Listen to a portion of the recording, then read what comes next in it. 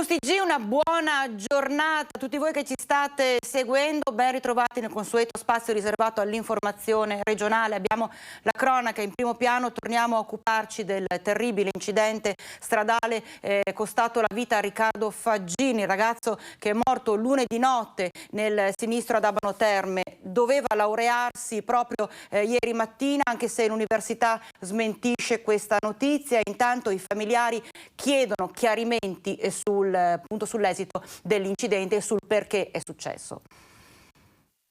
A casa di Riccardo Faggini ieri ci sarebbe dovuta essere una grande festa. Il 26enne aveva in programma di discutere la tesi in scienze infermieristiche, poi il rinfresco con gli amici e la cena in un ristorante con i parenti. Invece sono giorni di dolore perché il giovane lunedì notte è morto schiantandosi contro i platani che costeggiano via Romana Ponense al confine tra Abano Terme e Padova, mentre stava tornando a casa dopo aver trascorso qualche ora in un bar di Montegrotto con gli amici. Al dolore di una famiglia distrutta si aggiunge in queste ore anche il mistero. L'Università di Padova infatti ha smentito che martedì mattina fosse in programma la discussione della tesi di Riccardo Faggin. Pare che al ragazzo mancasse ancora qualche esame prima di concludere il percorso di studi. La famiglia lo ha scoperto solo ieri sera e non sa darsi spiegazioni. Nel frattempo la Procura di Padova ha aperto un'indagine per ricostruire quanto è accaduto. Lunedì a mezzanotte non ci sono testimoni dello schianto. Riccardo Faggin viaggiava in direzione Padova, stava tornando a casa nel quartiere di Volta Brusegana. All'improvviso la sbandata nella corsia opposta e l'impatto violentissimo contro i platani. Nessuna ipotesi esclusa dal colpo di sonno al malore all'alta velocità. Quando i vigili del fuoco hanno estratto il suo corpo dalle lamiere, per lui non c'era già più nulla da fare. Vani tutti i tentativi dei medici del 118 di rianimarlo. Presto potrebbero essere acquisite anche le immagini delle telecamere di videosorveglianza della zona. Il magistrato inoltre ha disposto l'autopsia sul corpo. Riccardo Faggin conosceva bene via Romana Ponense, la percorreva sempre ed era un ragazzo prudente, dicono i genitori, che ora vogliono solo capire cosa sia accaduto al loro figlio. E ancora feriti sulle strade in un altro incidente stradale avvenuto a Caerano San Marco. Uno schianto lungo via Padova a Caerano San Marco. L'incidente è avvenuto intorno alle 20:30. Entrambi gli automobilisti sono rimasti feriti. Sul posto sono arrivati i vigili del fuoco da Montebelluna che hanno immediatamente messo in sicurezza i mezzi. I conducenti delle auto sono stati invece presi in cura dal personale del SUEM 118 e portati in ospedale. La dinamica del sinistro è ora al vaglio delle forze dell'ordine. La polizia stradale ha deviato il traffico ed ha eseguito i rilievi del sinistro. Lungo via Padova il traffico ha subito forti rallentamenti. Le operazioni di soccorso da parte dei vigili del fuoco sono terminate poco dopo le 23 con il recupero delle auto da parte dei carri attrezzi. Lavoratori in nero, violazioni tributarie per 900.000 euro in 2 laboratori del Trevigiano sono stati scoperti dalla Guardia di Finanza. Lavoratori in nero scoperti dalla Guardia di Finanza di Treviso, oltre a violazioni tributarie e alle norme di sicurezza sui luoghi di lavoro in 2 laboratori nei comuni di Ponzano Veneto e Paese. Le Fiamme Gialle del Comando Provinciale di Treviso, con il supporto dello Spisal e dell'ARPAV, hanno constatato diverse violazioni delle norme di prevenzione infortuni sui luoghi di lavoro. L'individuazione di 2 operai in nero e l'accertamento di pendenze tributarie per 900.000 euro da parte delle imprese, tutte amministrate da stranieri che nel tempo hanno gestito i 2 laboratori. Nel corso dell'operazione sono stati posti sigilli ai macchinari e gli amministratori delle 2 ditte sono stati segnalati alla Procura della Repubblica di Treviso per la violazione delle norme sulla prevenzione degli incendi e dei rischi nei luoghi di lavoro. Per entrambe le aziende, che operavano sulla base di commesse ricevute da imprese locali, l'Ispettorato del Lavoro e lo Spisal hanno adottato il provvedimento di sospensione delle attività. E adesso andiamo a Vicenza e sentite cosa è successo a un'anziana donna. Sola a casa, era caduta nel cuore della notte e chiedeva aiuto da ore. Ad accorgersi verso le 6 del mattino delle grida è stata una vicina di casa che ha allertato la centrale della questura. Gli agenti della squadra volanti arrivati sul posto hanno sentito le richieste di aiuto arrivare dal primo piano della palazzina. Hanno fatto intervenire i pompieri per scardinare la porta e sono entrati nell'abitazione a soccorrere l'anziana che era riversa a terra da ore, che ha riferito di essere accidentalmente caduta. I sanitari del 118 hanno quindi soccorso l'anziana e l'hanno trasportata in ospedale per gli accertamenti. E un ex vigile a processo per oltre un anno, pensata, perseguitato Roberta Sarrazin, assessora del comune di Mestrino. Andrà a processo per stalking. Un ex vigile di Mestrino di 65 anni è stato rinviato a giudizio ieri dal Tribunale di Padova con l'accusa di aver perseguitato per oltre un anno e mezzo l'assessore alla cultura del comune Roberta Sarrazin. Ad annunciarlo con un post su Facebook è stata proprio la donna in occasione del 25 novembre, giornata mondiale contro la violenza sulle donne. Il mio stalker è stato rinviato a giudizio, la giustizia esiste, la violenza psicologica non è meno importante di quella fisica, ha scritto l'assessore di Mestrino, che in questi mesi aveva più volte denunciato gli appostamenti continui dell'ex vigile, che passava continuamente davanti al negozio dove lavorava scattando le foto. In un'occasione l'avrebbe anche seguita a Roma, dove l'assessore aveva aperto un altro punto vendita. L'ex vigile si è difeso sostenendo che si trovava nella capitale per accompagnare la figlia ad un colloquio di lavoro. Roberta Sarrazin era arrivata al punto di farsi accompagnare perché la presenza dell'ex vigile davanti alle vetrine dell'agenzia era costante. L'uomo, 65 anni, respinge le accuse. La prima udienza del processo è stata fissata a gennaio del 2024, ma nel frattempo nei confronti dell'ex vigile non sono state applicate misure restrittive. E intanto un'intera comunità si è stretta nella chiesa parrocchiale di Cavarzano per appunto dar l'ultimo saluto al piccolo Christian, morto sabato scorso per una meningite fulminante all'ospedale di Padova. Amore e affetto, un abbraccio corale a Alesia e Nazari, privati all'improvviso della gioia di Christian, che si manifesta con un raggio di sole che squarcia per pochi istanti il cielo grigio sopra Belluno. È solo un attimo, ma tanto basta a chi ha il dono della fede di leggervi un segnale mentre si appresta ad entrare nella chiesa parrocchiale di Cavarzano, che a stento contiene chi oggi non è voluto mancare per accompagnare il piccolo nel suo ultimo viaggio terreno. Il 5 giugno scorso eravamo qua per il battesimo di Christian, è stata una giornata di gioia, di festa. Oggi siamo ancora qua, ma con il cuore gonfio di dolore, sgomenti, increduli.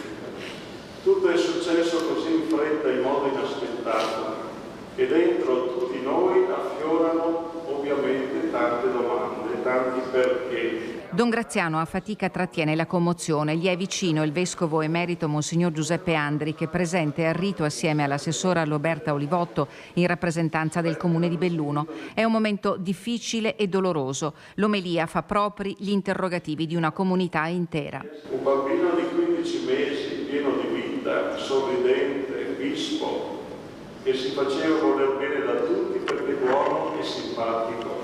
Tolto così presto l'amore immenso di mamma e papà, dei nonni, dei familiari, delle persone amiche, di tanti che lo hanno conosciuto.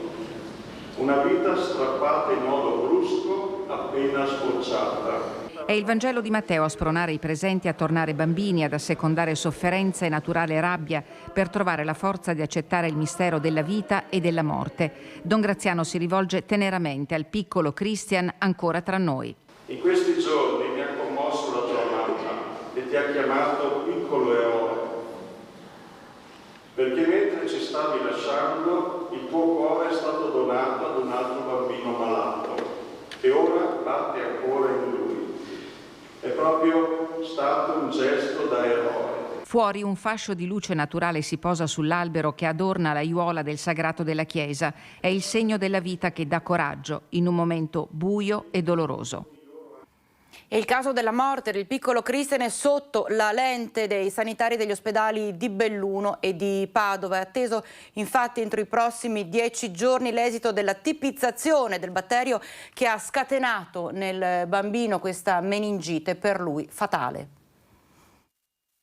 Un doloroso caso di meningite pneumococcica scatenata da un batterio impegnativo per la sua grande variabilità di presentazione biologica che ha interessato il sistema nervoso centrale provocando una grave infezione del sangue. Lo spiega il dottor Sandro Cinquetti, direttore del Dipartimento di Prevenzione dell'ULSS 1 Dolomiti, che inquadra la forma rara di meningite batterica che ha causato la morte del piccolo Christian. Abbiamo fatto l'analisi della scheda vaccinale. Aveva eseguito 2 dosi di vaccino pneumococcico. Il vaccino pneumococcico, ricordo, è un vaccino raccomandato, non obbligatorio. Il bambino aveva fatto le prime 2 dosi regolari, non aveva fatto la terza perché è un bambino che da un paio di mesi aveva dei problemi respiratori ricorrenti. Mercoledì scorso il bambino è arrivato al San Martino con una forma apparentemente virale ed era stato sottoposto ai test previsti in questi casi, ma l'evoluzione rapida e gravissima dell'infezione ha vinto sulla terapia. È sicuramente una perdita importante per la comunità, in qualche modo una sconfitta della medicina, perché non ce l'abbiamo fatta, insomma, ecco, non ce l'abbiamo fatta a risolvere questo caso. È così, perché il batterio ha vinto e il bambino ha perso. Gli accertamenti sanitari sono in corso. Entro i prossimi 7-10 giorni i risultati della tipizzazione del caso potranno dire con certezza quale ceppo batterico ha originato complicanze letali che hanno causato la dolorosa morte del bambino di soli 15 mesi. Noi ci separiamo per qualche minuto.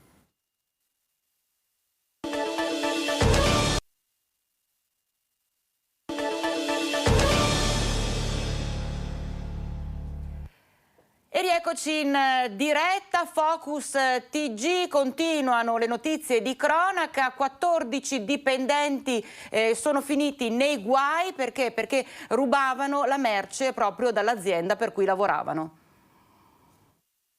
Approfittavano dell'orario di lavoro per rubare profumi, cosmetici, prodotti di bellezza e di pulizia della casa. 14 dipendenti di una ditta che si occupa di distribuzione di profumeria, prodotti per la persona e detergenti sono stati indagati per il reato di furto aggravato. La sede dell'azienda, che ha numerosi punti vendita in tutta la regione, è a Vescovana. È qui che i dipendenti per oltre un anno hanno sottratto profumi griffati, cosmetici, prodotti di bellezza e cura della persona, prodotti per la pulizia degli ambienti della casa, batterie di varie marche, integratori alimentari e prodotti per animali domestici, provocando all'azienda una perdita di almeno alcune centinaia di migliaia di euro. Le indagini dei carabinieri erano iniziate un anno fa, dopo ben 2 denunce di furto presentate dai titolari dell'azienda e anche da quelli della ditta di trasporti che si occupa della distribuzione della merce. I carabinieri sono risaliti ai 14 dipendenti infedeli e nelle scorse ore sono scattate le perquisizioni domiciliari. In casa di 11 di loro è stata recuperata parte della refurtiva che è già stata riconsegnata all'azienda.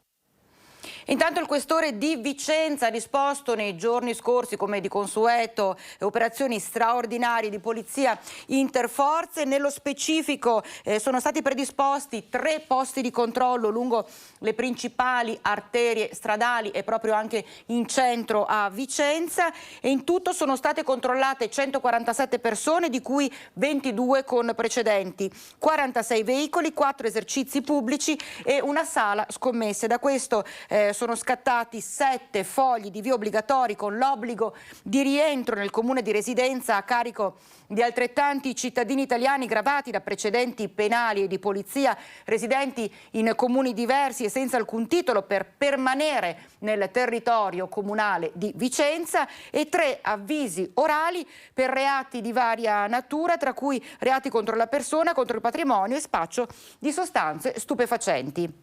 Restiamo a Vicenza, alcol e violenza proprio in pieno centro storico. Dopo l'ennesima rissa tra giovani, il questore interviene con il pugno di ferro.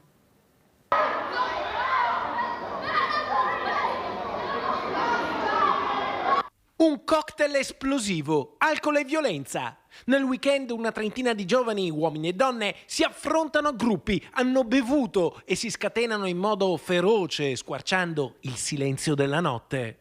Non è possibile che nel centro di una città come Vicenza di notte succedano cose di questo genere. La tranquillità dei cittadini, la sicurezza urbana, la possibilità di chi vive nel centro città di poter avere un'esistenza tranquilla è una delle nostre priorità. Pensieri e parole del questore di Vicenza. I cittadini svegliati di soprassalto nel cuore della notte dalle urla strazianti provenienti da contrappescherie vecchie chiamano il 113. Qualcuno incredulo filma ciò che sta avvenendo davanti all'unico bar aperto a quell'ora. Il questore Paolo Sartori richiama l'articolo 100 del testo unico di pubblica sicurezza. che consente al questore di intervenire con grande discrezionalità nel caso in cui un esercizio pubblico possa essere fonte diretta o indiretta di problematiche gravi di ordine e sicurezza pubblica. Il questore usa il pugno di ferro e ordina la chiusura del locale per 30 giorni. Non è il primo provvedimento disposto verso questo bar. È la terza chiusura di questo genere che ho disposto nei confronti di questo specifico locale pubblico. Nel caso in cui, una volta che riaprirà, dovessero ripetersi queste problematiche, revocherò la licenza. Sono in corso ulteriori accertamenti degli investigatori per individuare i giovani che hanno partecipato alla rissa e valutare eventuali responsabilità. Ma il questore non è l'unico a usare il pugno di ferro. Anche il sindaco di Vicenza non esclude misure severe. Come abbiamo fatto in passato, stiamo valutando dei provvedimenti restrittivi sugli orari. Stiamo anche valutando la possibilità della revoca della licenza di attività di ristorazione, in quanto chi non è in grado di lavorare nel rispetto delle regole chiaramente non può lavorare, soprattutto in zone della città dove si creano problematiche di sicurezza e di ordine pubblico. Ecco, episodi incresciosi che si sono verificati anche in un'altra città. Ci spostiamo infatti a Padova, andiamo in piazza Duomo, ennesima aggressione, risse e aggressioni, questa volta c'è stato anche un arresto e in città è già polemica. L'ennesima aggressione in piazza Duomo durante il fine settimana riaccende in città la polemica sulla gestione della movida in un angolo da sempre considerato il salotto buono di Padova. Domenica notte un 18enne è stato arrestato dopo che alcuni testimoni avevano allertato le forze dell'ordine segnalando una violenta colluttazione davanti ai plateatici. Il 18enne padovano pregiudicato aveva appena preso a pugni senza motivi un coetaneo e un altro ragazzo accorso per difenderlo.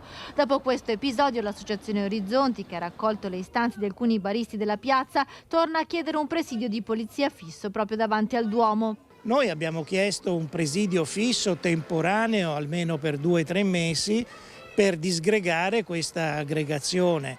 Quindi è uno sforzo, capisco, per le forze di polizia, ma facendolo interforze, facendo un sacrificio di 2 o 3 mesi, sono convinto che questi episodi non ci sarebbero più. Per Carrai, che all'epoca del sindaco Zanonato era assessore alla sicurezza, il presidio fungerebbe da deterrente e servirebbe a prevenire questi fenomeni che danneggiano la sana movida. Vanno bene le telecamere, vanno bene le presenze delle forze di polizia, ma non servono quando si sono già verificati i fatti. Bisogna proprio anticiparli, prevenirli. E l'unico modo per prevenirli è con una presenza fisica e costante delle forze di polizia. Risse, aggressioni, episodi di bullismo. Vogliamo vedere però l'altra faccia della medaglia, dar la voce proprio ai giovani, ai ragazzi, tra appunto episodi di violenza e richieste di supporto psicologico. Un mio amico è stato malmenato e preso in giro perché in sovrappeso, racconta un giovane, e sono proprio loro che chiedono un supporto psicologico serio che però vada a garantire la privacy di chi si rivolge appunto ai professionisti.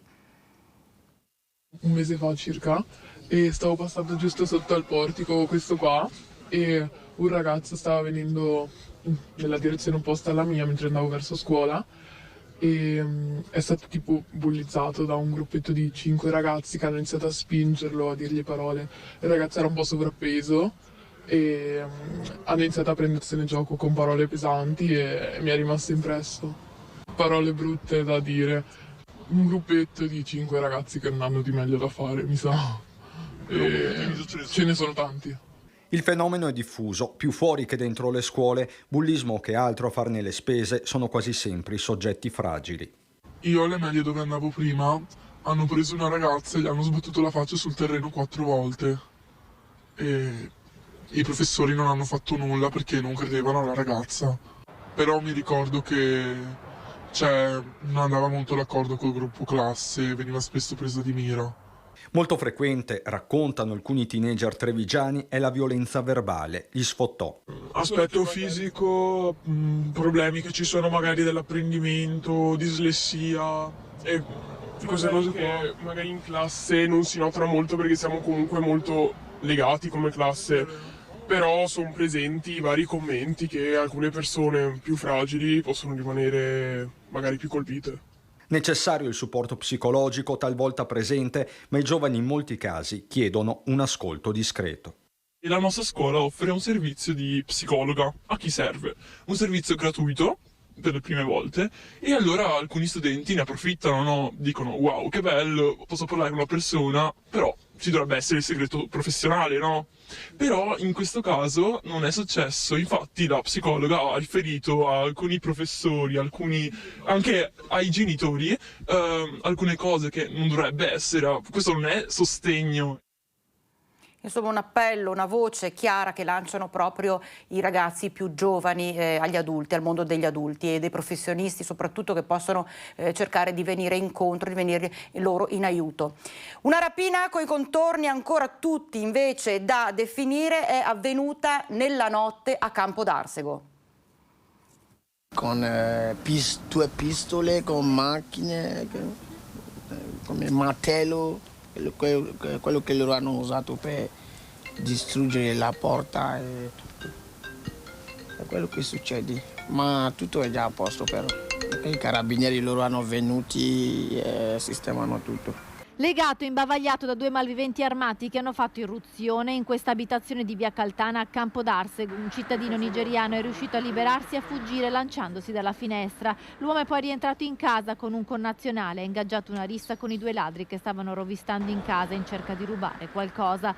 La rapina violenta è avvenuta intorno a mezzanotte. Sul posto sono intervenuti i carabinieri di Campo d'Arsego, impegnati in un servizio di controllo straordinario del territorio, dati i continui furti che avvengono nell'Alta Padovana. Alla vista dei militari, uno dei due malviventi è salito a bordo di un'auto che poi ha abbandonato per scappare a piedi. L'uomo alla fine è stato ritrovato in una casa a Cartura dove abita. I carabinieri sono risaliti a lui grazie alla macchina intestata alla compagna. Nella casa invece è stato bloccato l'altro rapinatore che, a causa di una vistosa ferita alla testa riportata durante la colluttazione, è stato portato in ospedale. Entrambi sono stati arrestati, dovranno rispondere delle accuse di sequestro di persona, tentata rapina aggravata e lesioni gravi in concorso. Denunciata per favoreggiamento la compagna di uno dei due che ha recuperato il fidanzato in fuga e nascosto in casa. Le pistole usate per l'assalto sono poi risultate false.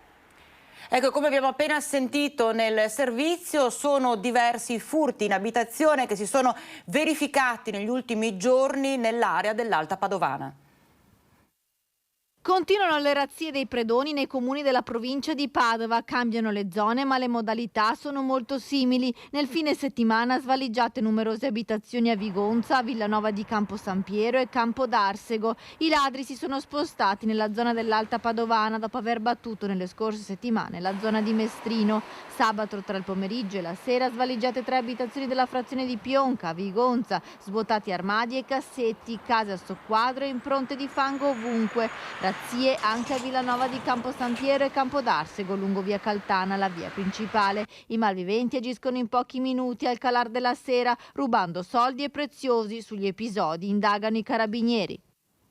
C'è un breve break e l'informazione torna subito dopo.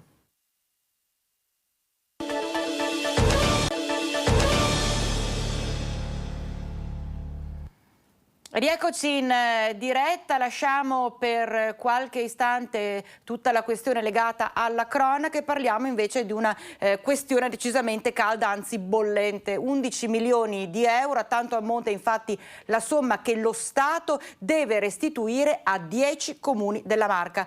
8 soltanto al capoluogo di Treviso, e c'è decisamente la soddisfazione del sindaco Mario Conte, che però dichiara anche la battaglia non è finita qui. Oggi vediamo riconosciuti al Comune di Treviso più di 8 milioni di euro, una cifra decisamente importante. Ora cercheremo di capire come avrà intenzione di muoversi il governo, se ricorrerà al Consiglio di Stato o se aprirà un tavolo di concertazione, di trattativa con i comuni per recuperare queste cifre. Probabilmente la trattativa che si apre ora non sarà una passeggiata, la coperta è corta per tutti, ma la vittoria al TAR del Lazio è per certi versi storica, con il giudice amministrativo che ha dato ragione al ricorso presentato dall'Anciveneto in virtù del federalismo municipale. Era il 2012, anno in cui si passò dall'ICI all'IMU, quando la contabilizzazione dei benefici che dovevano tornare ai comuni comuni fatta dal Ministero trovò l'opposizione di varie amministrazioni, soprattutto in Regione, che chiesero la rivalutazione e il riconteggio. La sentenza, 10 anni dopo, segna un punto a favore dei territori. Se la partita per Treviso capoluogo è di 8 milioni di euro, per gli altri 9 comuni della Marca ammonta complessivamente a 3, con Paese che fa la parte del Leone con 2 milioni e mezzo. Ci sono poi Cessalto, Meduna, Resana, Silea, Carbonera, Cappella Maggiore, Castelfranco, Colle Umberto, Cimadolmo. Chi più chi meno potrà contare su risorse oggi fondamentali. Casugana stessa aggiorna la contabilità dei maggiori costi per l'energia nel 2022. Arriviamo anche ormai ai 5 milioni perché è una cifra davvero spaventosa, ma ricordo che più passano i mesi e più questa cifra aumenta. Siamo terrorizzati nel sapere che tra un mese ne arriverà un'altra e poi un'altra ancora e poi un'altra ancora, e quindi abbiamo bisogno davvero di risorse per far fronte a questa emergenza. Ora si aspettano le mosse del governo. Liquiderà le somme o ricorrerà al Consiglio di Stato? In attesa di capirlo, Conte fissa un punto. Cifre, ricordo, che sono dei nostri cittadini, e quindi chiederemo con convinzione e con forza la restituzione di queste somme, anche perché in questo periodo avere una restituzione di 8 milioni di euro è una cifra decisamente importante e ci consentirebbe di tirare una boccata di ossigeno in un periodo dove i bilanci ovviamente piangono. Provvedimenti urgenti contro la crisi economica è quello che chiedono i manifestanti che sono arrivati da tutto il Veneto e hanno sfilato a Venezia per rivolgere un chiaro appello alla Regione. E rappresentanti di CGIL, CISL e UIL ricevuti in Consiglio regionale. Sono arrivati a Venezia da tutto il Veneto per chiedere provvedimenti urgenti alla Regione contro la crisi. Dopo la pandemia, la crisi internazionale scatenata dall'invasione russa dell'Ucraina ha portato ulteriore instabilità economica ed una crescita dell'inflazione che, secondo CGIL e CISL e UIL, stanno condannando alla povertà un numero crescente di veneti. Lo stato sociale è in pericolo perché i temi come le case di riposo, gli asili nido, gli affitti sono temi che purtroppo interrogano molto le famiglie della nostra regione, perché non ce la si fa più, l'emergenza sociale è grande. Abbiamo persone che devono scegliere se pagare la retta o pagare la bolletta. Gli aumenti di rette, bollette e più in generale del carrello della spesa si inquadrano peraltro in una situazione generale di eccezionale difficoltà economica anche in Veneto. Anche la nostra regione, che in passato non conosceva il fenomeno della povertà estrema, vede oggi il numero di famiglie in grandissima difficoltà crescere, soprattutto le famiglie con più figli che magari sono monoreddito oppure con uno dei 2 redditi a rischio. I sindacati sono particolarmente critici di come questi problemi vengano trattati nella legge di bilancio del nuovo governo.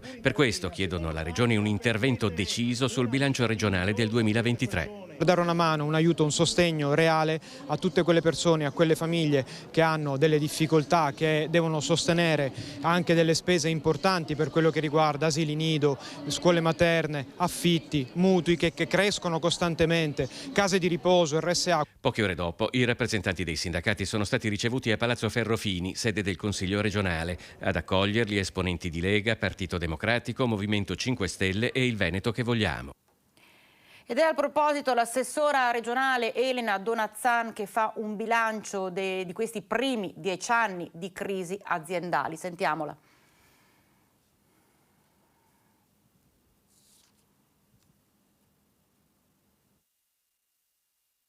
Buongiorno da Venezia, anzi da Mestre, dalla sede di Veneto Lavoro. Al mio fianco, l'avete riconosciuta, c'è l'assessore regionale al lavoro Elena Donazzan. Oggi si stila un po' un bilancio di 10 anni di attività, di crisi aziendali. Ce ne sono state credo più di 200 che voi avete affrontato e il più delle volte risolto. 277, Filippo, per essere preciso. Buongiorno a tutti. Sì, il tema è tra i più importanti e delicati. Questa è una terra, il Veneto, di produzione, di economia, di alta densità, di imprese, e quando le imprese soffrono noi abbiamo immaginato un sistema che poi è diventato un vero e proprio modello di gestione di queste crisi, perché il nostro primo obiettivo è sempre stato quello di continuità produttiva, mantenimento della nostra capacità di produrre, nel caso reindustrializzazione, cioè vuol dire continuare a produrre ma un'altra cosa, e la salvaguardia evidentemente del dato occupazionale, ma le due cose le abbiamo sempre tenute insieme. Primo, difendere l'impresa cercando di risolvere il problema che aveva, cercando di capire quali fossero le ragioni di quella crisi, e poi nell'accompagnamento la soluzione quando possibile, la reindustrializzazione quando di altro tipo, ma il tema del lavoro al centro. centro. 10 anni fa c'erano ancora i postumi della crisi finanziaria del 2008, poi abbiamo dovuto affrontare la crisi del Covid, adesso una nuova crisi internazionale che sta scuotendo le fondamenta anche della nostra economia. Voi state iniziando a sentirla qua a Veneto Lavoro? Noi sentiamo i fenomeni del cambiamento perché abbiamo voluto proprio mantenere anche il tema unità di crisi. Qualcuno diceva cambiate il nome, che le risolvete, ma crisi etimologicamente significa trasformazione, cambiamento. Noi stiamo assistendo ad un altro cambiamento che ha un'opportunità e un rischio. L'opportunità che vediamo è tanto interesse da parte del resto del mondo di venire a acquisire le nostre imprese. Il rischio è che le nostre imprese perdano il radicamento, la sovranità, la libera scelta, no? All'interno delle proprie strategie, perché rispondenti ad altro. Di sicuro il Veneto è interessato da questi fenomeni di acquisizioni, tanti fondi, tante multinazionali. Ahimè, questo lo dico perché per me è un problema da affrontare a livello centrale, la perdita di sovranità, ovvero aziende che non saranno più venete, vicentine, veneziane, trevigiane, ma saranno multinazionali. Qualcuno dice che va bene, alle volte allontanare la testa non significa portar bene. In effetti ci sono diversi paesi europei, per esempio, e non solo, che dicono no, quell'azienda non si vende perché ha un valore strategico per l'economia del territorio, per cui si esce da certe logiche di libero mercato, perché comunque si tratta di una cosa troppo importante per affidarla all'estero. In effetti questo è anche ciò che vedo in termini di buon auspicio con questo governo. Questo governo ha ribattezzato il Ministero dello Sviluppo Economico, che è il ministero con cui l'unità di crisi si interfaccia, direi quotidianamente, l'ha voluto ribattezzare del Made in Italy. Quindi mettendo al centro proprio questo tema dell'identità nazionale, della sovranità nelle scelte economiche e anche un po' della difesa dell'interesse nazionale. Ecco, guardate che oggi le imprese sono le nostre commodity, sono le nostre materie prime. Noi qui non abbiamo materie prime, abbiamo trasformazione, conoscenza, capacità di lavoro. Questo è il nostro patrimonio e va salvaguardato. Quando Filippo lei diceva ci sono altre nazioni che mettono, no, dei paletti, la golden share, ecco, noi crediamo che le politiche industriali dell'Italia debbano riguardare proprio il manifatturiero e nel Veneto ce n'è tanto. Giusto per chiarire ai nostri telespettatori, mettiamo il caso che una grossa multinazionale acquisti una grossa impresa veneta, si tratta di un grosso gruppo finanziario che magari fattura più di tutto lo Stato italiano e da un giorno all'altro può decidere di spostare la produzione in Messico, in Argentina o chissà dove, con un licenziamento di massa dalle grosse proporzioni. È per questo che è importante difendere le aziende. È esattamente questo il problema sullo sfondo, no? Quello è lo scenario che lei ha raccontato, è il peggiore degli scenari possibili, però prima di dobbiamo pensare prima come evitarlo. Il tema della difesa. Mi scusi, anche con Ideal Standard, per esempio, voi siete riusciti, c'era un grosso gruppo che era intenzionato ad andarsene, però come l'avete risolta? Lì l'abbiamo risolta perché siamo riusciti a costruire un meccanismo completamente nuovo che noi da oggi, dal tema che abbiamo chiamato proprio caso Ideal Standard, abbiamo deciso di mettere sul campo. Cioè abbiamo portato tutta la decisione dentro un tavolo di relazioni anche con la multinazionale. Abbiamo detto alla multinazionale che non poteva chiudere e basta, che non poteva licenziare per fare scelte di altro genere e su scala per loro l'Italia non era più interessante. Dopo aver chiuso altri 2 stabilimenti, io li avevo seguiti tutti, in altre parti, non nel Veneto, aveva deciso di chiudere anche questo. Noi imponemmo il tema appunto della salvaguardia di quella ceramica così particolare, di un marchio storico, di una identità forte sul territorio, e portammo alla discussione dentro un tavolo, invitando un advisor a trovare un acquirente, cioè una possibile soluzione. Ecco, di fronte a questo le multinazionali possiamo forse fermarlo. Diciamo che l'abbiamo fatto con le mani nude e noi vorremmo che invece questo governo possa avere, uscirà dal convegno di domani anche qualche proposta, che possa avere sullo sfondo invece gli strumenti per fare in modo che non ci si trovi sempre a difendersi a mani nude. Ultima domanda invece, se c'è qualche rimpianto, qualche cosa che brucia, che non si è riusciti a risolvere. Il mio più grande rimpianto è di non avere potuto rilanciare il settore dell'elettrodomestico dall'inizio alla fine. Guardate che fino al 2000 l'Italia, il Veneto, era il maggiore produttore di elettrodomestico, il frigorifero. Badate che è una scatola bella, meravigliosa, oggi con tanta elettricità, ma la cosa che vale è il compressore, cioè quello strumento che ti permette di tenere continuativamente il freddo, di avere qualità. Ecco, noi avevamo l'ultima fabbrica di compressori, la più bella al mondo per me, che è la CC di Mel. Quella purtroppo l'abbiamo reindustrializzata, non abbiamo salvato quella produzione, ovvero nessuno ha creduto che su quel compressore ci si potesse investire, qualcuno ha remato contro però, e queste sono le cose che mi restano amare in bocca. Anche perché credo che questi compressori per frigoriferi li facciano solamente in un'altra parte in Europa, forse in Germania, per cui era un settore che quando si parla di strategico, va bene, ma chi ha remato contro, se posso...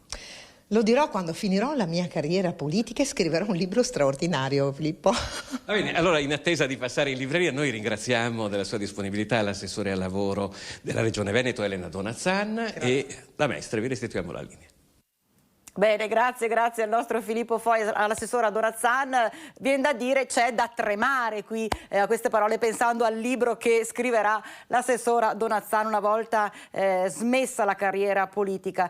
E invece noi continuiamo a parlare di aziende in difficoltà, in fortissima difficoltà, come l'Electrolux. Sul tavolo 222 licenziamenti, mancato rinnovo di 280 contratti a termine.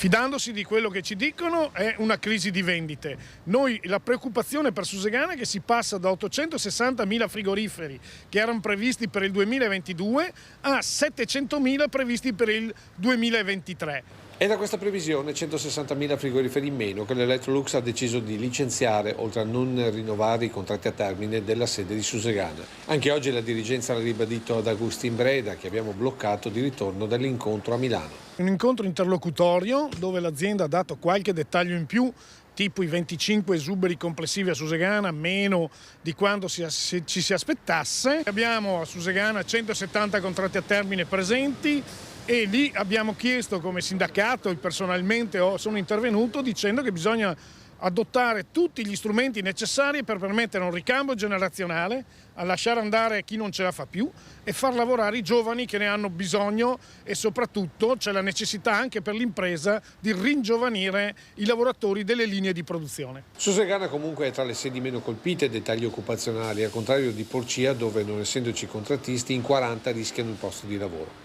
Comunque tutte questioni ancora sul tavolo della trattativa, che prevede la discussione anche di un pacchetto giorni di cassa integrazione. Anche oggi è stata una riunione interlocutoria. Di fatto i prossimi incontri saranno il 10 di gennaio, poi il 17 e probabilmente altre date. L'azienda ha fretta di chiudere, ma le soluzioni sono ancora lontane. Aeroporti e scalo di Treviso, qual è la situazione? Ne parliamo subito dopo la pausa.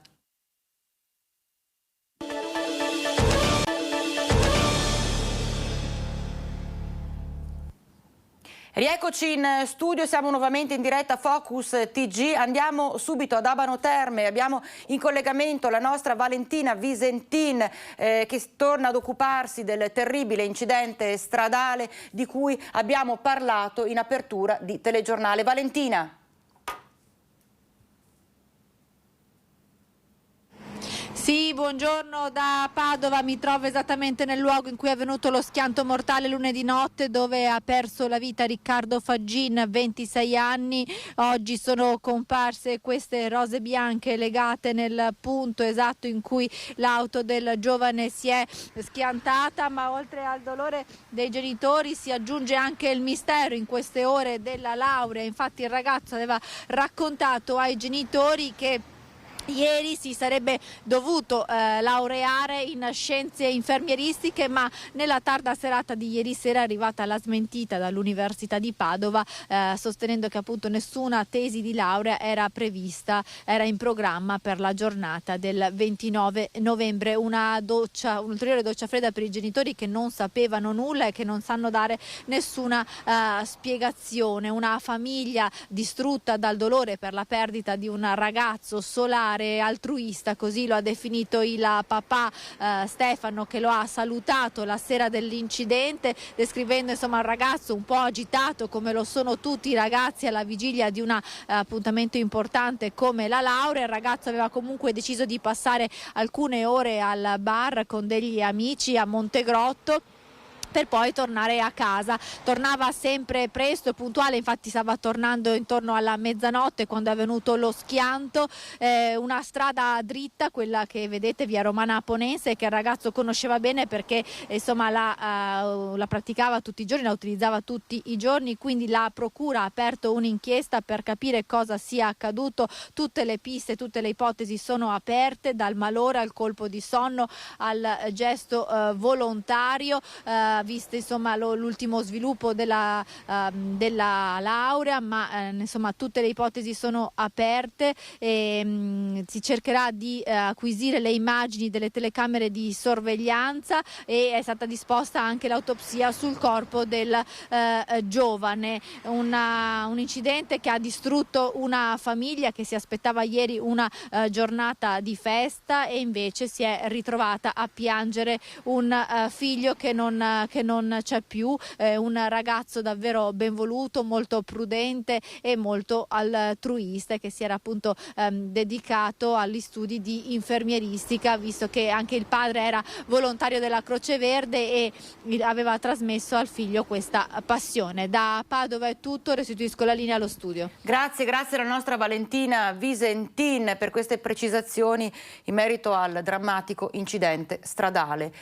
E adesso invece, come avevo accennato prima del break, parliamo della questione degli aeroporti, nello specifico lo scalo di Treviso. Perché? Perché la fusione delle associazioni degli industriali potrà contribuire a far conquistare al Veneto il posto di primo piano che in realtà si merita. Ma sentiamo. Così come hanno fatto gli aeroporti del nord-est, che si sono uniti in un grande polo che oggi pesa di fronte al governo e alle compagnie aeree tanto quanto Roma e Milano, allo stesso modo la fusione delle associazioni industriali del territorio costituisce un passo importante per dare al Veneto il ruolo di primo piano che gli spetta. Ad affermarlo è il presidente di Save, Enrico Marchi, all'indomani della nascita di Confindustria Veneto Est. Noi come Veneto dobbiamo essere in grado di portare in sede nazionale delle posizioni importanti che ci mettano su un piano adeguato, altrimenti rimarremo sempre, quasi direi, la caricatura di noi stessi. È evidente che anche in passato con le associazioni industriali abbiamo perso qualche occasione importante, forse, proprio perché ci siamo divisi. Infrastrutture, porti e aeroporti più volte chiamati in causa come strumenti di sviluppo del territorio. Marchi ribadisce la soddisfazione per l'aggiudicazione dei lavori della bretella ferroviaria che raggiungerà il Marco Polo di Tessera, opera per veder partire la quale ci è voluto un lavoro di 20 anni. Anche questa volta abbiamo rischiato fino all'ultimo, grazie a qualche disturbatore solitario che metteva in giro notizie false, di perdere anche la delibera del Consiglio dei Ministri e di perderla quindi di andare avanti negli anni. Burocrazia che ha fortemente rallentato l'iter del master plan dell'aeroporto Canova di Treviso, la cui attuazione è ormai prossima. Dipendesse da me, l'avremmo già visto da anni. Mi auguro comunque che il 2023 sia l'anno che vede finalmente l'inizio dei lavori. Infine le polemiche sugli aerei troppo bassi in atterraggio allo scalo trevigiano. Possono essere degli atterraggi che danno la sensazione di essere con aerei bassi, ma è evidente che tutto il sistema del trasporto aereo è organizzato in modo da dare la massima tranquillità. Verso Treviso oggi abbiamo circa 6 decolli al giorno.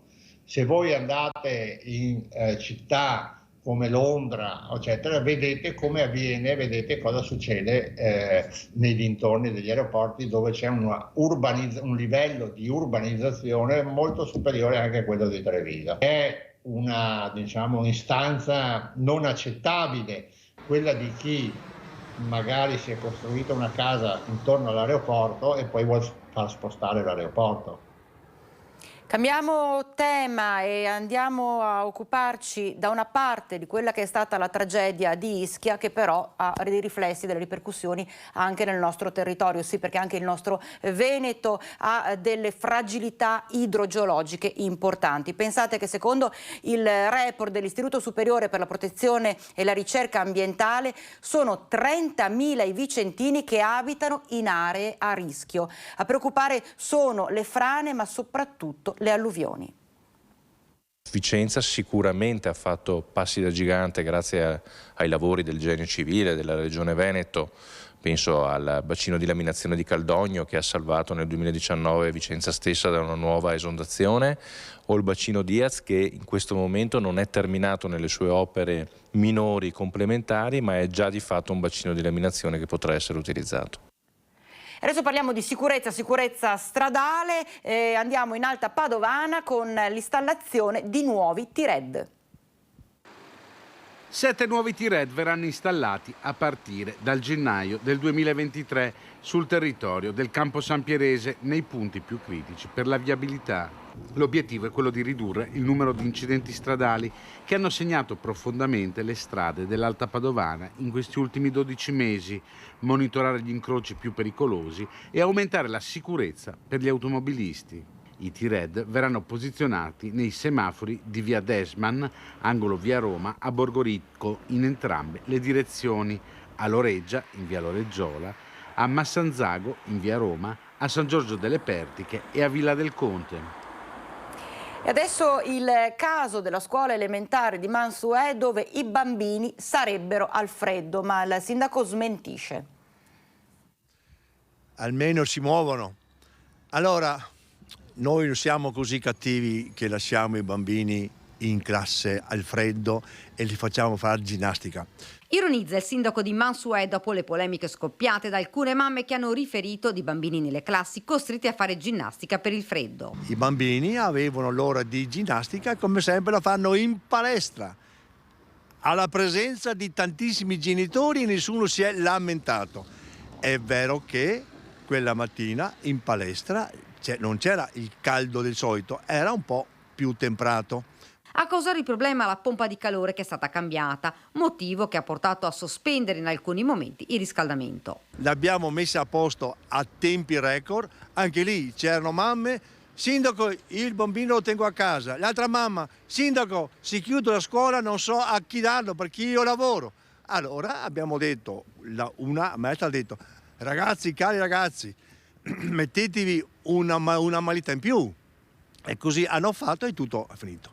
Ieri poi la nuova pompa è stata collaudata, alle 8 riscaldamento acceso, poi alle 11 è stato nuovamente spento. Sicuramente in quell'oretta la temperatura è scesa e questa mamma ha detto che è freddo, ma no, che hanno fatto ginnastica in classe, l'hanno fatta nell'ora di ginnastica in palestra.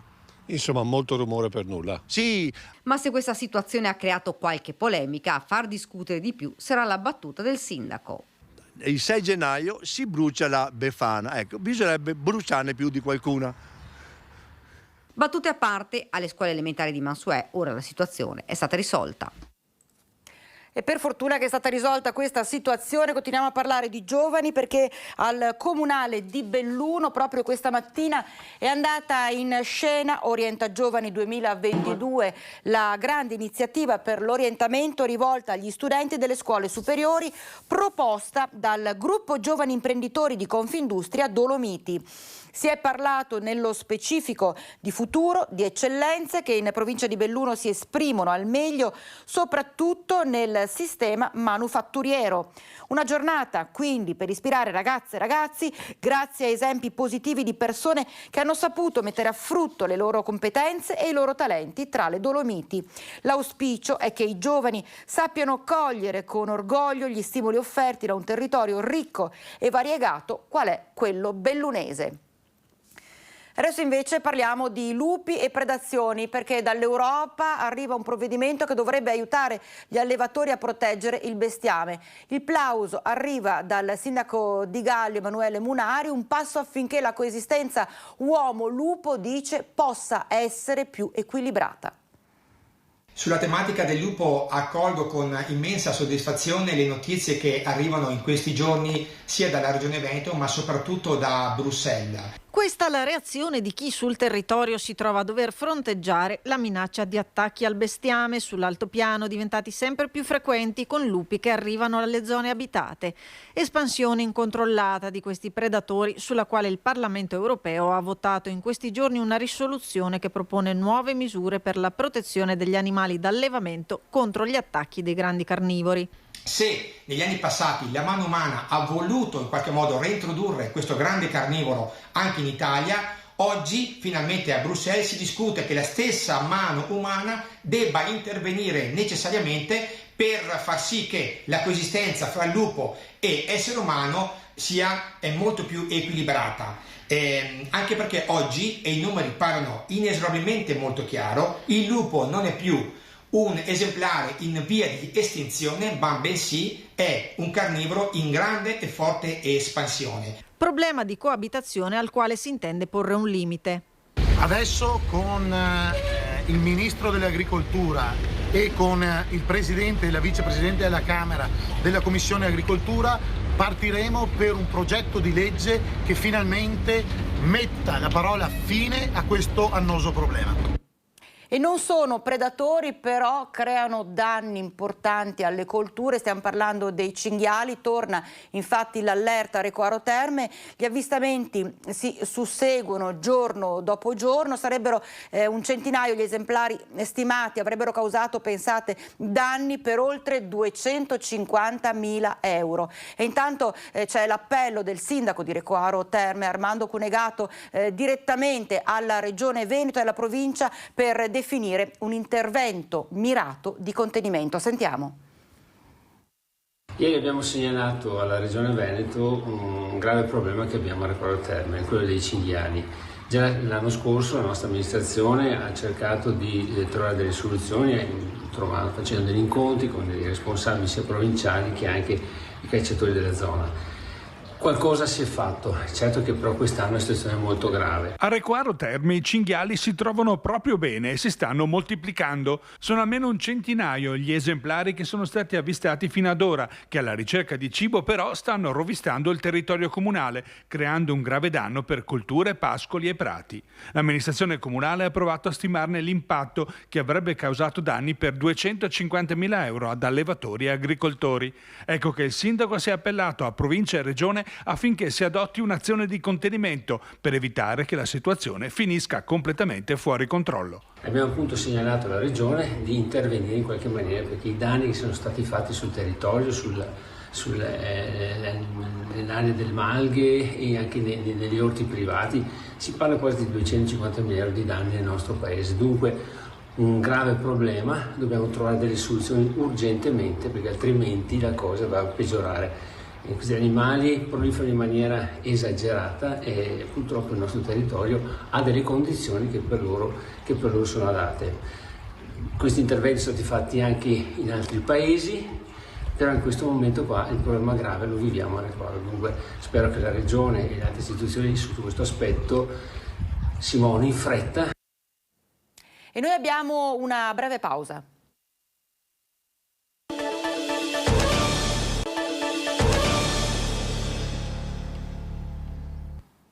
Ben ritrovati in diretta, andiamo a Bassano del Grappa, dove il Ponte Vecchio, monumento nazionale, si rifà il look in vista delle ormai prossime festività natalizie. Chiuso per rimozione ragnatele, ma non solo. Il Ponte Vecchio, fresco di restauro, si appresta ad essere sottoposto a lavori di pulizia, necessità che la nostra redazione aveva segnalato più volte. Con ordinanza comunale 642 del 28 novembre, il Comune stabilisce che il ponte resterà chiuso al transito in occasione dei lavori di pulizia della pavimentazione e dell'intradosso della copertura, che si terranno lunedì 12 dicembre e martedì 13 dalle ore 6 del mattino alle ore 17:30 o comunque fino al termine delle operazioni, condizioni meteorologiche permettendo. Se in città tutti sono contenti che il gioiello del Palladio, simbolo della città degli Alpini, si illustri per le feste, qualche mal di pancia arriva invece dai commercianti di Angarano, che vedranno ancora una volta lo stop al transito, seppure in orario limitato, ai potenziali clienti di cui il centro si popola, specie in periodo di shopping natalizio. Adesso invece parliamo del progetto TAV che è stato esposto alle categorie economiche a Vicenza. Attorno al tavolo il sindaco Rucco e i tecnici delle ferrovie all'insegna della massima trasparenza, ma soprattutto della condivisione di un progetto importante. Missione TAV prosegue con un altro capitolo la strategia della condivisione voluta dal sindaco Francesco Rucco sul tema dell'attraversamento nel territorio comunale dell'alta velocità ferroviaria. Dopo la prima assemblea pubblica con la cittadinanza, oggi i tecnici di RFI incontrano i rappresentanti delle categorie economiche. È solo l'inizio di un lungo percorso che prevede la massima condivisione tra le diverse parti di un'opera il cui progetto è già finanziato, ma non ancora i lavori. Fondi che arriveranno nel tempo. I lavori effettivi nei cantieri non partiranno tanto presto. C'è dunque la possibilità di discutere e di ridurre l'impatto negativo di un'opera tanto invasiva. Stiamo facendo un percorso di ascolto e di informazione, passando prima per l'Assemblea Pubblica di Cabalbi e oggi con le categorie, con gli ordini professionali. Un aggiornamento sulle ipotesi progettuali, che sono state le prime ipotesi progettuali presentate da RFI Italferr, sull'uscita dalla stazione di Vicenza fino al nodo Camisano. Questi sono gli unici elementi sui quali si sta lavorando. Su tutto il resto naturalmente ci sono ipotesi allo studio da parte di Italferr e RFI che non abbiamo ancora visionato, ma che vedremo sicuramente nei prossimi mesi con la partecipazione dei cittadini. Abbiamo bisogno di questa infrastruttura per essere competitivi nei mercati. È corretto quello che sta facendo il sindaco, interpellare tutti quanti i cittadini per avere un'idea comune e una scelta condivisa per poi procedere al meglio in maniera spedita per arrivare a questa opera di completamento, perché ci dà veramente un risalto importante a livello europeo. Tematiche sanitarie adesso, con la situazione dei medici di medicina generale, numeri allarmanti, quelli divulgati dal Partito Democratico del Veneto. A questi fa eco la risposta della Regione per voce del direttore generale Luciano Flor. Lo studio commissionato dal Partito Democratico Veneto sulla situazione dei medici di medicina generale, il baluardo della sanità pubblica sul territorio, parla chiaro. Ecco nei dati salienti per voce del capogruppo in regione Giacomo Possamai. Tutti i giorni riceviamo segnalazioni di cittadini che sono addirittura senza il medico di base o che fanno fatica a contattarlo. C'è un problema serio, ne mancano tantissimi, 586 in Regione Veneto e più di 130 in provincia di Vicenza. È un dato allarmante, la responsabilità è della Regione che quando doveva non ha fatto la giusta programmazione. Medici non formati per errori di programmazione, zone che di fatto si trovano scoperte senza quel presidio del territorio che resta uno dei perni della sanità nella visione della Regione. Allora ecco le proposte del Partito Democratico. Sull'immediato serve mettere a disposizione dei medici personale infermieristico ed amministrativo, perché troppe volte i medici si trovano a fare attività burocratica, invece serve che possano fare veramente i medici e quindi occuparsi di assistere i loro pazienti. E l'altro punto forte che diciamo è ripartire con le medicine di gruppo, mettere investimenti, soldi sul fatto che i medici possano stare insieme e quindi lavorare per più ore, chiaramente coprire più ore e seguire più assistiti. Numeri che la Regione non smentisce, puntualizzando per voce del direttore generale della Sanità Veneta Luciano Flor come i posti messi a bando per la formazione dei medici del territorio nel triennio 2021-2024 siano triplicati, passando da 128 a 433, con la messa a disposizione nel 2021 di 240 borse di studio, a cui se ne aggiungono ulteriori 66 grazie al PNRR. Una criticità continua, Flor, che investe l'intero territorio nazionale, causata da un'errata programmazione a livello nazionale, a cui si è aggiunta l'emergenza Covid.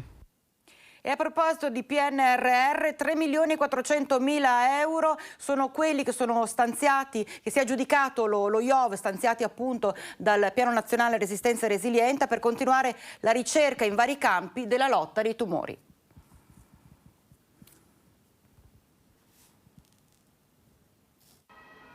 Mielopoiesi e progressione del cancro, glioblastoma, immunità contro i tumori, trattamento del carcinoma avanzato del retto e cancro alla mammella in soggetti a rischio. Progetti presentati sia dai responsabili delle strutture dello IOV sia dai ricercatori. Infatti abbiamo il direttore scientifico, abbiamo il primario, abbiamo il direttore di struttura semplice dipartimentale, abbiamo la ricercatrice. Questo credo che sia un valore aggiunto per una struttura dove i vari livelli di professionalità trovano spazio, possono proporre e vengono riconosciuti. Il futuro in fondo è questo, andare da chi oggi ha le competenze, ha già raggiunto un certo livello, ma soprattutto chi sta iniziando. Dentro i 3.400.000 euro di fondi del PNRR, il governo ha inserito anche il progetto della giovane ricercatrice Anna Tosi sul tumore alla mammella triplo negativo, molto aggressivo, che colpisce le donne in giovane età. Anche quello della dottoressa Sara Lonardi, operativa anche nella sede di Castelfranco Veneto. Finanziati pure i progetti dei professori Indraccolo, Rosato e Zovato e anche quello del direttore scientifico. I progetti sono piuttosto ampi. Riguardano sia alcuni brevetti che sono stati portati avanti nel corso degli anni precedenti dallo IOV, che in questo momento grazie a questi finanziamenti potranno essere ulteriormente esplorati, fino a comprendere anche studi clinici sulla rilevanza della prevenzione e degli stili di vita nel carcinoma della mammella, come anche la personalizzazione della terapia nei pazienti affetti da cancro colorettale. E a proposito invece di tumori al seno, maxi assegni sono stati consegnati alle associazioni LILT e Avapo grazie a quanto raccolto con le iniziative di sensibilizzazione dell'Ottobre Rosa. Sono molto contenta di aver portato a termine, assieme alle mie amiche di Zellarino in Cammino, Ottobre Rosa. Grazie sempre all'opportunità del Comune di Venezia per partecipare a questa bellissima iniziativa.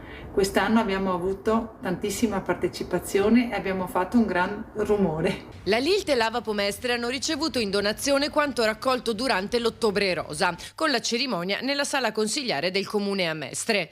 Le associazioni hanno ricevuto rispettivamente 2 assegni da 775 euro raccolti dal gruppo Donne Zellarino in Cammino e 2 da 400 donati dall'associazione commercianti Chirignago. La commissione delle elette di Mestre Carpenedo ha devoluto 350 ad Avapo e 2.000 alla LILT, mentre le elette di Chirignago Zellarino hanno devoluto 2 assegni da 600 euro. Noi come proprio gruppo consigliare organizziamo i classici torneo di bocce e torneo di burraco e raccogliamo attraverso delle adesioni delle persone che aderiscono poi delle offerte che vengono poi donate alla LILT e all'Avapo. I fondi sono stati raccolti nei negozi delle municipalità grazie alle apposite cassettine presenti, oltre alle donazioni e offerta libera dei partecipanti durante le numerose iniziative dell'Ottobre Rosa. L'Ottobre Rosa ogni anno ci dà sempre grandi soddisfazioni e ha delle ricadute positive in termini di solidarietà, in termini di supporto alle donne malate di cancro al seno e in termini di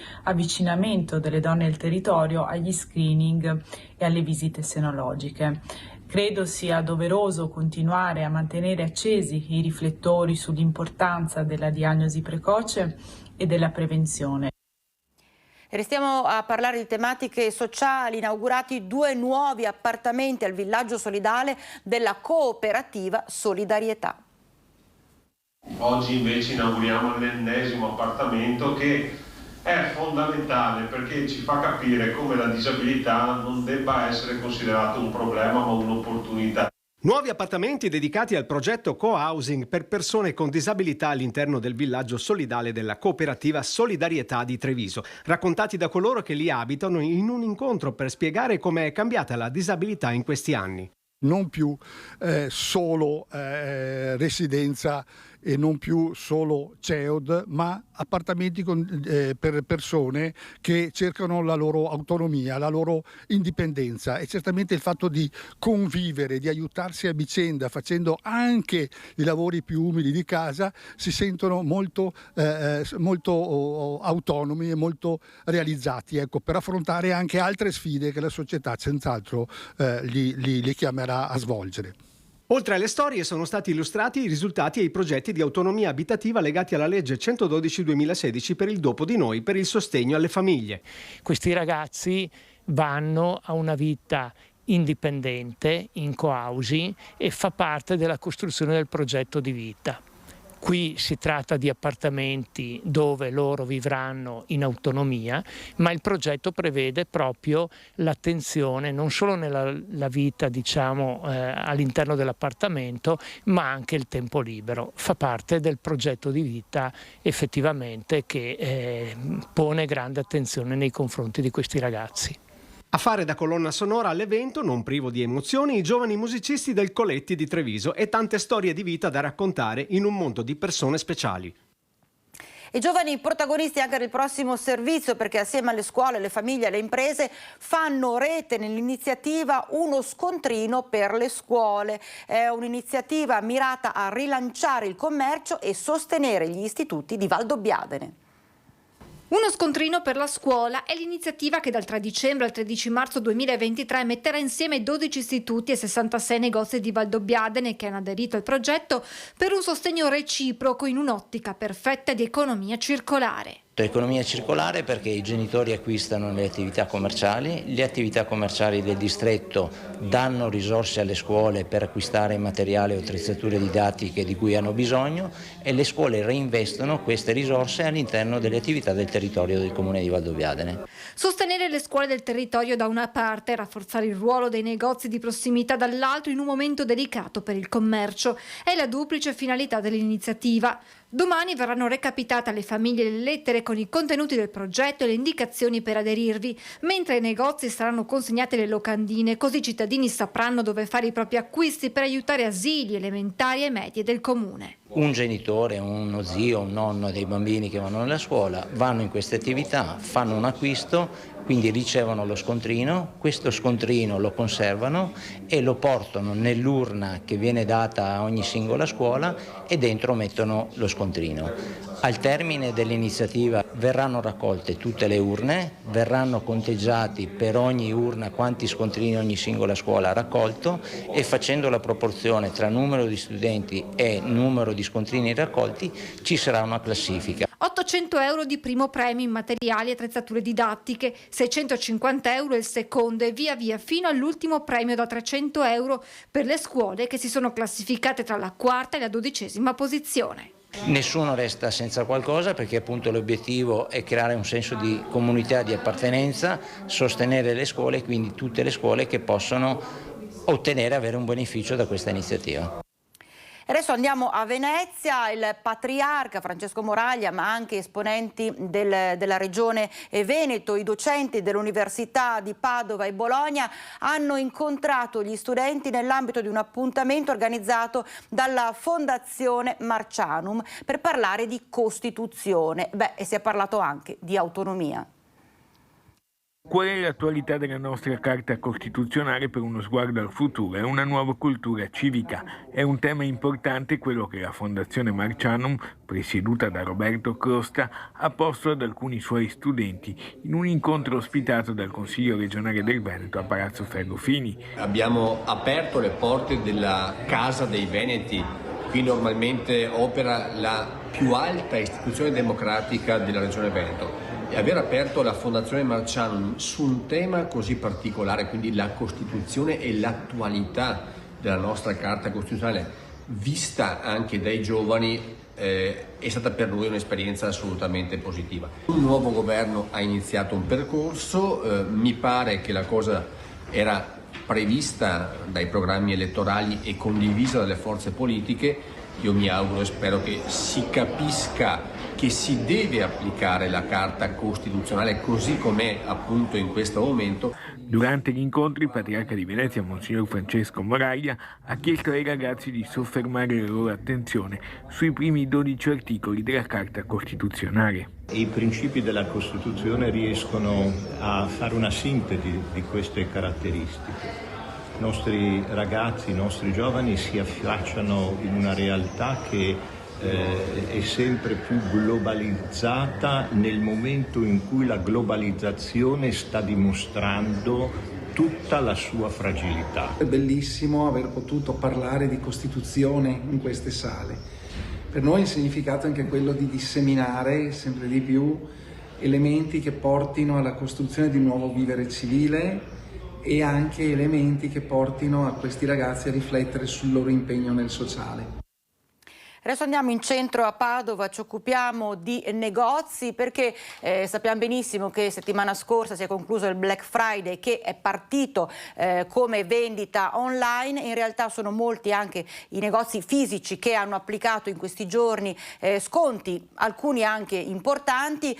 Abbiamo cercato di capire com'è la situazione, ovvero se i padovani hanno approfittato magari di questi giorni particolari di scontistica per così anticiparsi già per gli acquisti natalizi. Il Black Friday per i padovani è stata un'occasione per comprare merci in saldo, ma il 71% ha dichiarato di non aver approfittato di questo fine settimana di sconti per comprare i regali di Natale. A dirlo un sondaggio di Confesercenti Veneto Centrale, che ha intervistato un campione di 300 persone. Da qualche anno il Black Friday è diventato di moda anche in Italia e a Padova quest'anno sono aumentati i negozi che hanno aderito all'iniziativa. La sfida col web non viene ancora vinta, ma c'è un problema soprattutto di disparità fiscale, disparità amministrativa, disparità delle leggi. Cioè il vero problema è che l'acquisto via web ha un sistema totalmente diverso da un punto di vista fiscale, e quello che emerge sicuramente le attività che hanno aderito hanno indubbiamente segnato un aumento dei ricavi, e questo però non è quello che è atteso. Dunque solo il 9% dei padovani ha acquistato regali con il Black Friday, il resto ci penserà a dicembre. Il 60% non spenderà in media più di 50 euro a dono e quasi il 30% si dichiara ancora indeciso o preferisce non rispondere. Il budget destinato alle spese natalizie non aumenterà per il 72,4% del campione. La gran parte sceglierà un regalo utile, di qualità e possibilmente economico. La preoccupazione del caro bollette, la preoccupazione del caro riscaldamento. Noi ancora oggi non abbiamo una percezione chiara dei costi del riscaldamento, perché fino a pochi giorni fa il clima era clemente, però la sensibilità rimane verso... Detto questo, anche se sul web non c'è stato un grande orientamento per l'acquisto natalizio, la stragrande maggioranza degli intervistati ha dichiarato che comprerà il regalo nel negozio di vicinato. E a proposito di Natale, ormai vicino, abbiamo sentito delle difficoltà, delle limitazioni anche degli acquisti natalizi in questo periodo, e c'è dall'altro canto anche da mettere sul piatto il discorso legato al caro bollette. Ne sono interessati direttamente i comuni, anche in vista delle varie luminarie natalizie. Il sindaco di Enego ha detto: noi dal nostro canto faremo la nostra parte. Anche Enego in queste prossime festività natalizie limiterà le luminarie. Sinceramente è una cosa dovuta e sentita in questo particolare momento storico. Decisione doverosa di fronte alla crisi energetica a cui anche il Comune vuole fare la propria parte. E allora la scelta dell'amministrazione, che applicherà anche all'albero e alle luminarie natalizie quel concetto di risparmio energetico che già mette in atto con la razionalizzazione dei consumi degli impianti comunali, dall'accensione dei lampioni pubblici ridotta di 40 minuti al giorno al piano di efficientamento energetico che prevede la sostituzione a LED di circa 800 lampioni. Le luci dell'albero di Natale al centro di Piazza San Marco verranno accese l'8 dicembre con una breve cerimonia organizzata dai consiglieri comunali e dal gruppo Alpini di Enego, a cui parteciperanno naturalmente anche i nostri ragazzi delle scuole. Quindi le luci verranno spente già il giorno dopo. Il giorno 23, antivigilia di Natale, verranno riaccese e si illumineranno anche gli altri festoni del paese, e così ogni sera fino al 9 gennaio prossimo. Insomma, l'abbraccio natalizio ai cittadini e ai visitatori non mancherà, ma sarà attento al risparmio energetico. Restiamo in montagna, ci occupiamo adesso della questione dello spopolamento della montagna vicentina. Si andrà adesso verso la definizione delle strategie di sviluppo locale per il quadriennio 2023-2027 che è stato elaborato da GAL Montagna Vicentina. Nello specifico sono previste 4 macro aree, 39 comuni della fascia montana e pedemontana del Vicentino coinvolti. Da questi 8 tavoli che abbiamo fatto nel territorio sono emerse tantissime proposte molto positive.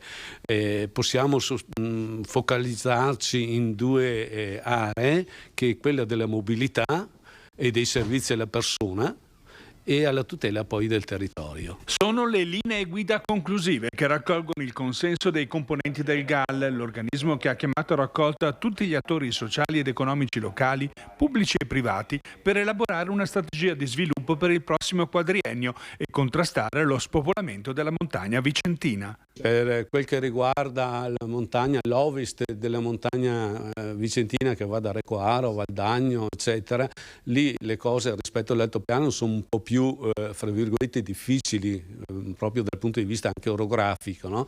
Quindi lì è emersa ancora di più la necessità di dare servizi alle famiglie, a chi risiede, eccetera.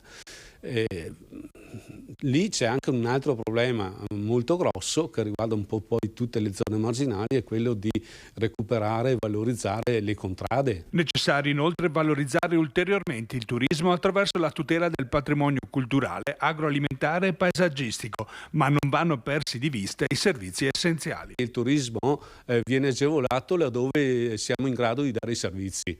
Se non ci sono servizi, arriva il turista, fra virgolette, non me ne vogliano, domenicale, che prende, va a fare la camminata e poi torna a casa la sera. Ecco, noi vogliamo mirare invece un turismo che possa rimanere almeno per periodi in quei territori, quindi hanno bisogno anche loro dei servizi. Adesso invece parliamo di ambiente, tutela ambientale, produrre biometano sostenibile dai rifiuti domestici. Accade all'impianto di trattamento rifiuti ETRA di Bassano. A Bassano del Grappa è stato immesso in rete il primo metro cubo di biometano sostenibile prodotto dal biogas dell'impianto di trattamento di rifiuti di ETRA. Si tratta di un passo basilare in quel processo di valorizzazione del rifiuto umido domestico che sta diventando sempre più una risorsa dell'economia circolare. Questo impianto produrrà circa 3 milioni di standard metri cubi anno di biometano a partire dall'umido organico della raccolta differenziata domestica. Con questo quantitativo si possono alimentare circa 250 mezzi della raccolta dei rifiuti solidi urbani ogni anno. L'impianto potrà essere duplicato anche a Campo San Piero e si inquadra in una precisa politica della multi-utility a totale proprietà pubblica che si estende dall'altopiano di Asiago ai Colli Euganei, comprendendo l'area del Bassanese, l'Alta Padovana e la cintura urbana di Padova. Noi ci siamo prefissi come azienda un obiettivo importante, che è un obiettivo strategico, quello dell'autosufficienza del tipo energetico. Quindi da una parte biogas, col quale già adesso all'impianto di Campo San Piero produciamo, va 20 anni, produciamo energia elettrica, dall'altro metano a Bassano, ma tenete presente che abbiamo immense superfici nei nostri stabilimenti, perché li chiamo così, dove poter montare il fotovoltaico. Il nuovo impianto di produzione di biometano da rifiuto organico è stato presentato nella sede del Consiglio regionale di Venezia. Noi abbiamo bisogno, come tutti voi sapete, di avere sempre più la possibilità di essere autosufficienti da un punto di vista energetico e lo dobbiamo fare con sistemi che siano assolutamente compatibili ambientalmente e anche sostenibili economicamente. A proposito di ambiente, raccolta di rifiuti, soprattutto raccolta differenziata, venerdì e sabato prossimi a Conegliano verrà redatto il consueto rapporto annuale sui comuni ricicloni di tutta la regione del Veneto. Organizzato da Lega Ambiente, alla manifestazione saranno presenti, oltre agli esponenti regionali, anche ARPAV, i consorzi di raccolta rifiuti, politici e amministratori. Nell'occasione Savno presenterà una nuova iniziativa. Sentiamo. Savno lancia il primo mercatino pubblico del riciclo d'Italia. L'azienda che raccoglie e gestisce i rifiuti della sinistra Piave lo farà ufficialmente nel corso dell'Ecoforum di Lega Ambiente Veneto, che si terrà venerdì e sabato prossimi a Conegliano. Un'idea che la dirigenza stava sviluppando da tempo, ma che già dai primi giorni del nuovo anno sarà operativa nei centri di raccolta di Conegliano e di Godega. Noi lo intercetteremo alla porta d'ingresso degli ecocentri, lo metteremo a posto e lo daremo a tutte quelle persone che ne hanno bisogno. E non c'è limite agli oggetti se non nella loro possibile utilità. E se per mobili o superletteri si tratterà solo di mettere da parte il riutilizzabile, per piccoli e grandi elettrodomestici Savno ricorrerà alla scuola. Con la scuola Pittoni Radio Elettra qua di Conegliano, dove si sono dichiarati disponibili a darci una mano a sistemarli. L'offerta sarà virtuale con una pagina del sito Savno dove chiunque potrà visionare gli oggetti scelti per una seconda vita.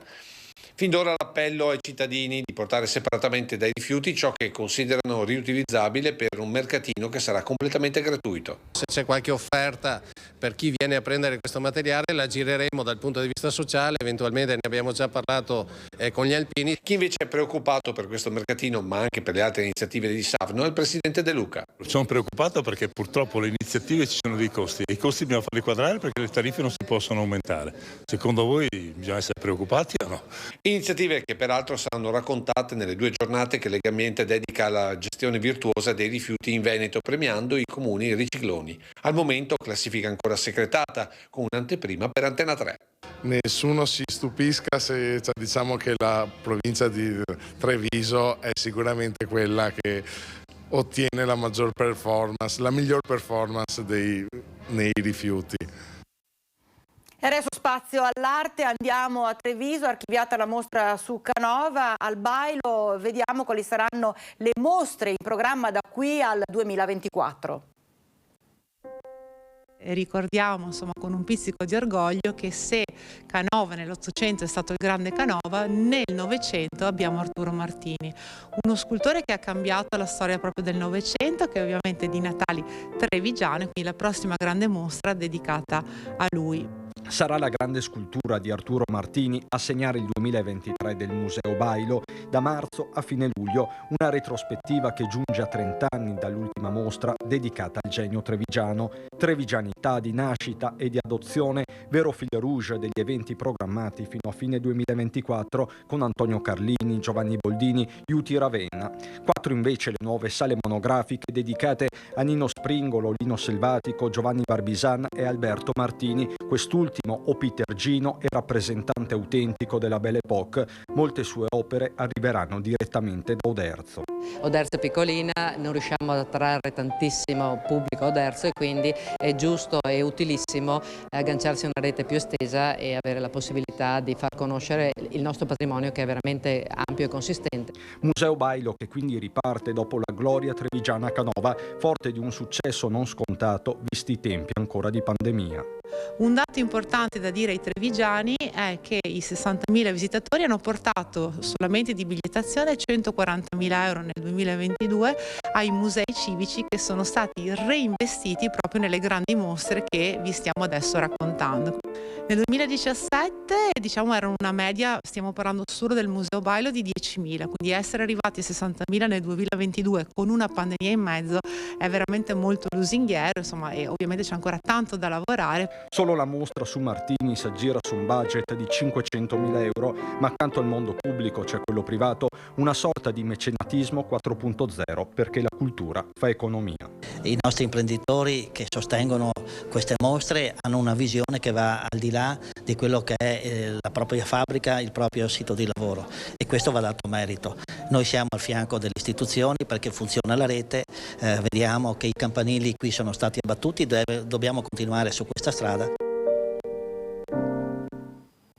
Davvero immagini splendide, fa davvero voglia di andare a visitare le prossime mostre che saranno allestite al Bailo a Treviso. E questa era anche la nostra ultima notizia. Grazie per averci seguito. Ricordo che l'informazione torna in diretta questa sera 18.50 TG Bassano, 19.15 TG Vicenza, e poi come sempre in prima serata 21.15 l'appuntamento con Focus e il nostro direttore Luigi Bacialli. Grazie per averci seguito, una buona giornata, arrivederci.